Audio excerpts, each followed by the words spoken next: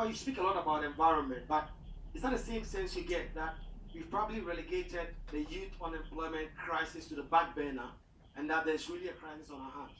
I mean, as for the crisis, I keep on saying that we are facing an existential threat. Everything that has been discussed today is extremely important. But let me ask you, where will we all be when we have no water? We have seen the documentaries Poisoned for Gold. So that if we have all been poisoned and the water we are drinking is going to kill us, what difference would it make if we are all in good employment?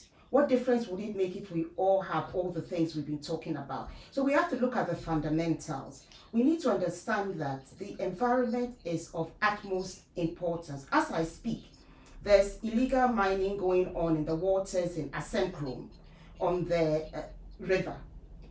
It has been reported, but it is still going on. We have our waters being polluted with mercury and cyanide. I mean, when the water is brown, alarm bells ring. You know that there's something wrong with this water. But when the water is clear, how do you know how much mercury or how much cyanide is in it? So that the journalists have done a brilliant job exposing what is going on. And we all need to sit up and realize what is fundamental. Water is life. Without water, we will all die. So we need to make sure that the water we are drinking is safe. We need to make sure that the mining in forest reserves close to water bodies is stopped immediately. So for me, those are the fundamentals. And I'll keep on saying that the president has been a disappointment in that he recognized the dangers we faced, talked about it, said he would do something about it, and has proceeded to do absolutely nothing. Whether about our forest reserves, our green spaces. As I speak, if you go to Parks and Gardens in Wa, a petrol station is being built on parts of Parks and Gardens in Wa. There's a lot of encroachment going on. EcoConsciousCitizens fought to preserve Parks and Gardens in Accra. Had we not fought, a multi-purpose office building would have been built on Parks and Gardens land. You know, who does this? Who does this?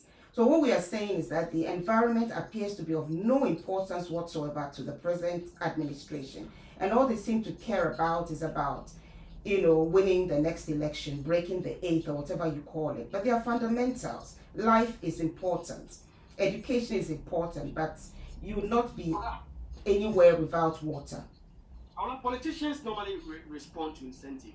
One would say that even as the people, and this is me playing devil advocate here, we've also sort of relegated the issue of Galamsey, the environment, illegal mining, and all these issues to the back burner. Of course, here at Johnny's, we continue to do stories about that. But that seemed to have, if you look at the public, the conversation about illegal mining, the environment, seems to have filtered out until the next big scandal. Yeah, because you see, the public is not angry enough. I don't think the reality has sunk in. In the last documentary that we really have to big up and respect Erastus Asaredonko for all the hard work and all of you at Joy.